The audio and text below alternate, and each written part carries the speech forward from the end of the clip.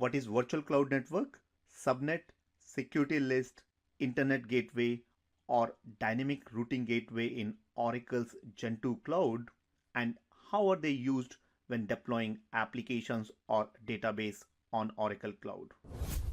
Welcome to this part 3 of 5-part video series Networking in Oracle Cloud with me Atul Kumar from Team K20 Academy. And in this video, we are going to look at the building blocks of networking in Oracle's Gen 2 Cloud. We're also going to see where are these building blocks being used when you're deploying a 3-tier architecture consisting of load balancers, application tier, and database tier. How do you put them into different subnets? What kind of network do you create? How do you configure firewall? And towards end, I'm going to show it by using step-by-step activity guide so that you can perform it on cloud. But before that, if you've not watched part 1 and 2 or completed task given in the first video or the second video, then I suggest you to pause this video here and then watch video 1 and 2. You can get the link for part 1 and 2 by registering to this free 5-part video series by going to k20academy.com/1Z09312. Now, in part 2, I also asked you a question. How do you identify the IP address, whether it's a public IP or private IP? I gave you a hint about RFC. So the answer to that quiz is, as per RFC, following IP range is reserved for private IP. That's 10.0, 172.16 and 192.168. So if you see IPs starting from 10.0, 172.16 or 192.168, that means these are private IPs. So now let's look at VCN, and inside VCN you creating subnet. But before we discuss about VCN and subnet, let's take this example of the architecture there which we are going to create finally. So in this, we have a database tier, application tier, and then we want to configure a load balancer. So in OCI, I've created 2 availability domain within a region, and in that region, I've configured this outer dotted line virtual cloud network, which is of CIDR 10.0.0.0.16 CIDR. Within that virtual cloud network, I'm going to break it down to the 4 smaller subnets, which one subnet is designated for database tier, second subnet is designated for application tier, and 2 subnets are lead for load balancer. But because I'm going to configure the public load balancer, again, what are public and private load balancers and why do you need 2 subnets, I'm going to cover in this next video. That's part 4 of the series. So this is the architecture we are going to cover. So the virtual cloud network is nothing but a network that you create in order to deploy application. That's the first thing you do. So in this case, when you define the virtual cloud network, you go and select or you decide what CIDR you're going to pick, what IP network you're going to pick, and what is the appropriate CIDR in this case. We are going to take example of 16, which means these 2 parts are going to stay same and the last 2 parts are going to or will change in this network. And then I'm going to break down this virtual cloud network into multiple smaller networks that we call subnet. Now let's connect to the Oracle Cloud Network and show you how to create these. So then you go to cloud.oracle.com, click on sign in, enter the name of the account and click next. And if you don't see this compute tile here, you can go to customize dashboard and click on compute show. Once you see here compute dashboard or compute this palette, click on open with console and this will take you to OCI console. Now from the hamburger menu on top left, you need to go to network. So click on networking, and in order to create that virtual cloud network, we'll select here VCN or virtual cloud network. Click on this and then you click on create virtual cloud network. So we are going to create one virtual cloud network. In that we are going to create 4 subnets, 1 for database, 1 for application tier, and 2 for load balancers. The load balancer one are going to be public subnet, whereas database and application servers are or application tiers are going to be on the private subnet. So I'll give this a name let's assume it's dev apps VCN. Then you have an option to create all the associated resources like the subnet and routing and other things. So we'll not create those routing and everything. We'll simply say create virtual cloud network only. And we provide here CIDR for this virtual cloud network, which is 10.0.0.16 CIDR.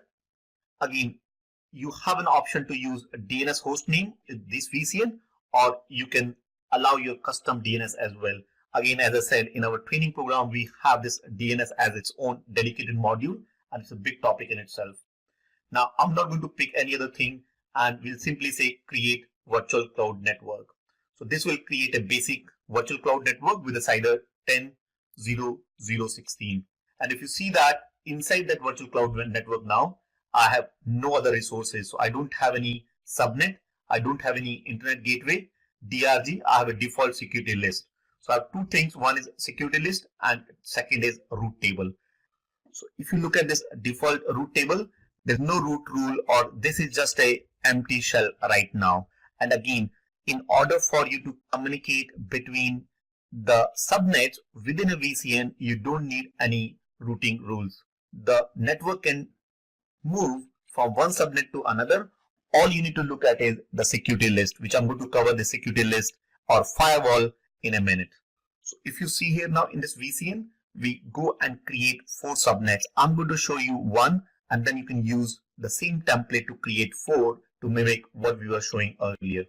So click on, you're going to create it in this subnet 10.0.0.0.16 CIDR that we created just now. So click on create subnet, and we'll say database, I'll put dbTIR subnet, and you need to define it in availability domain. Again, availability domain is a data center within a region, and in most of the regions you have 3 availability domains. So you'll select one of the availability domain. Now this CIDR I'm going to pick for database, which I decided to do 10.0.1.0 CIDR 24. So this is the database I've decided to create. I don't need a routing table for this right now, and I'm deciding this as a private subnet, which means any machine that I create on this subnet, like database or application tier, will be created on an internal IP.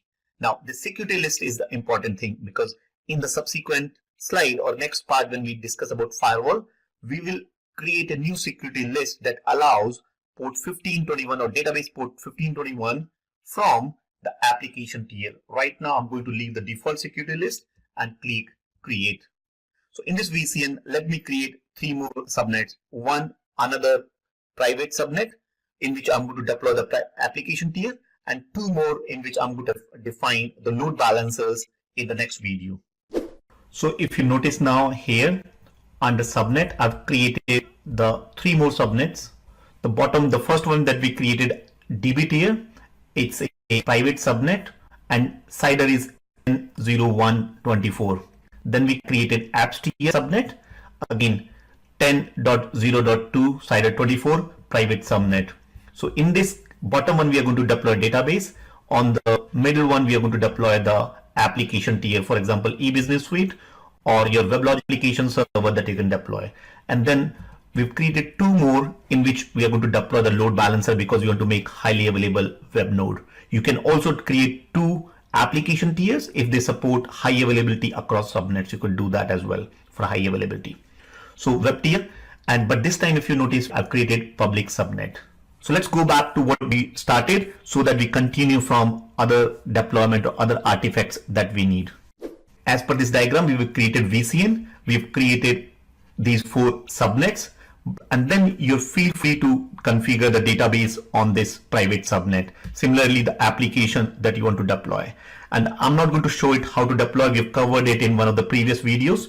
So once this is done, the network across within these VCN or from one subnet to second subnet can freely move without needing any routing tables or route. It's only when network goes from one VCN to another VCN or from VCN to on-premise to VCN that you need these routing rules, which I'm going to cover that as well.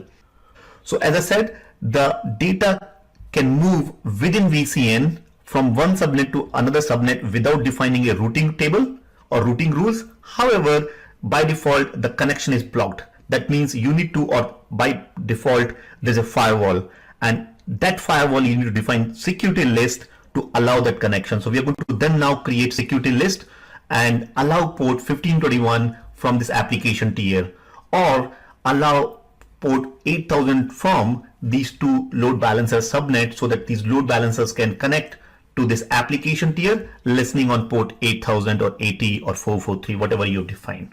So let me first tell you what this security list means, and then we'll see how to define that.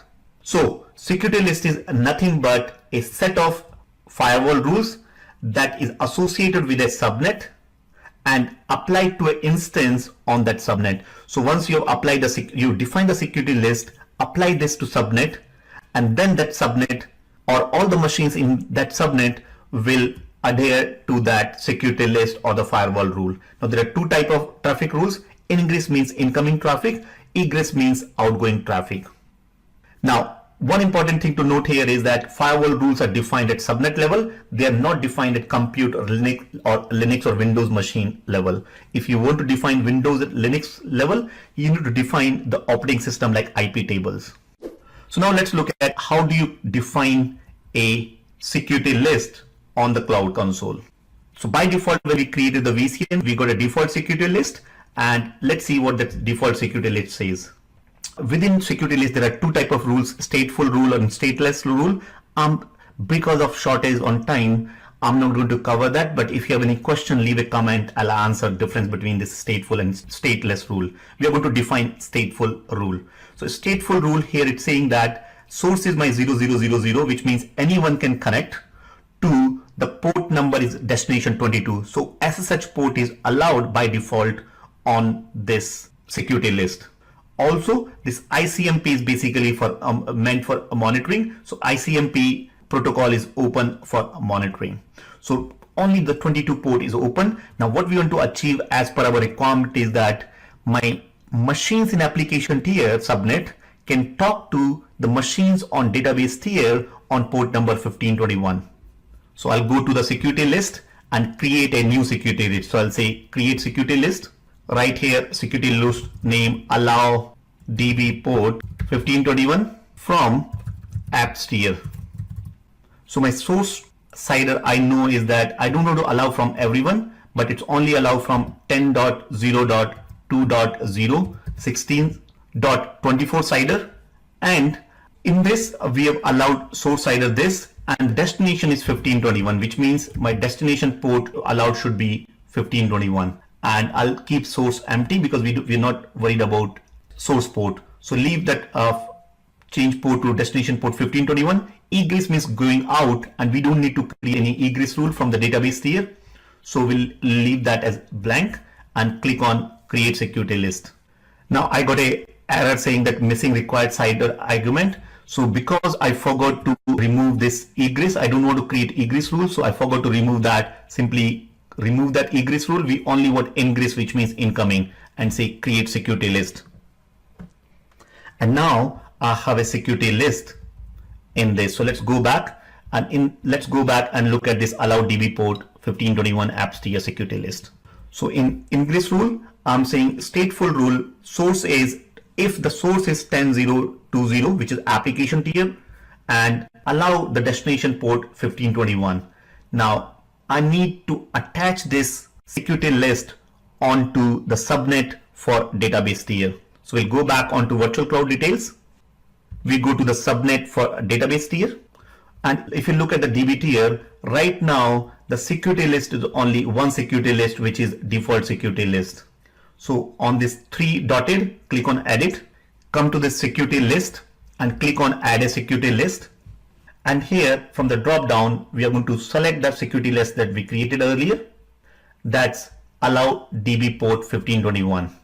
Now this is one of the another security or certification quiz. If you are applying for certification or Oracle Cloud Architect certification 1Z0932, in our training program at each module or at end of each module, we shared what type of certification exam questions you can expect. So one of the question you can expect is up to how many these security lists we can attach in a subnet. So make sure that you go through these kind of a hands-on activity guide for you to understand or clear the certification. Click on update.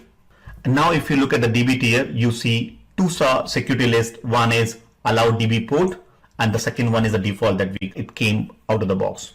So allow DB port is the one which is going to allow now 1521 port. So this is about security list. So now similarly, I create two more Ingress rule, but this time to allow port application port 8000 from my load balancer tier. So my load balancer source is 10.03.24, port number 8000. I'll add one more Ingress rule, which is again one more subnet, that's 10.0.4.0.24, and again destination port as 8000. I'll remove the egress rule the way we did it earlier. Simply create this another security list. So in this security list, we have allowed two siders for two different load balancer tiers or nodes. So this is now we've created for 8000. So let's look at that. So now if you see here 10.0.3 and 10.0.4, port number 8000. Now all we need to do is go and attach this, but this time we are going to attach it to the application tier. So click on subnet, go to the application tier subnet. Similarly, the three dots, click on edit, scroll down, click on add security list. And in this security list, we are going to add, this time we are going to select allow app port 8000 from load balancer tier or LB tier. Click on update, and that's job done for connection, allowing connection from the load balancer to the application tier. So now let's look at this internet gateway and dynamic routing gateway. So in the previous video, we discussed about IPSec VPN tunnel or fast connect. And that fast connect or IPSec VPN tunnel both are ways to connect your on-premise network with Oracle Cloud Network. So as you see here diagram, the DRG is used to connect one end of the VPN tunnel or one end of fast connect, and other end will be on the customer side. So the end on the Oracle Cloud Infrastructure side is going to be DRG. So dynamic routing gateway is nothing but one that connects your virtual cloud network with on-premise customers, customer premise equipment or CPE. It's used both for IPSec VPN tunnel as well as fast connect. Now the DRG is always attached to a virtual cloud network, and there will be only one DRG per VCN. Now creating DRG will not be enough. Once you've created the DRG, you need to then attach it to a VCN, and then once you attach, you also have to create a routing rule, which I'm going to show when we discuss about routing rule. Now before we discuss about or show you how to create DRG, let's cover one more concept, which is internet gateway. So similar to DRG, you have internet gateway. DRG is used to connect from cloud to on-premise or on-premise to cloud, whereas internet gateway is a routing to go out of from your OCI onto the internet. So as you see here, you have some machines which are in subnet on the VCN that you've created, and if you want to talk from these machines to the internet, you are going to go via internet gateway. So you're going to create an internet gateway, attach it to the virtual cloud network, and then define a routing table or routes to go from a particular subnet onto the internet via this internet gateway. So now let's go into Oracle Cloud, create one DRG, one routing gateway, attach it to the VCN, and then we'll come back onto the routing table or routing rules. Then we'll attach these routing rules so that anyone using those routing rules can go and connect to on-premise or connect to internet. So this DRG and internet gateway are created at a network level. So if you see here, I'm on the networking. Now I'm not inside a VCN, I'm on a networking. Click on the dynamic routing gateway and then click on here DRG.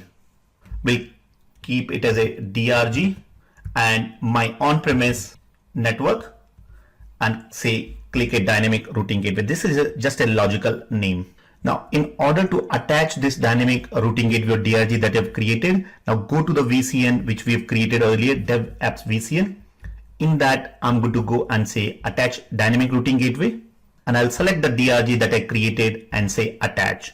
Now similarly, I'll go to internet gateway. I'll create an internet gateway artifact. So I'll say that IGW and create an internet gateway.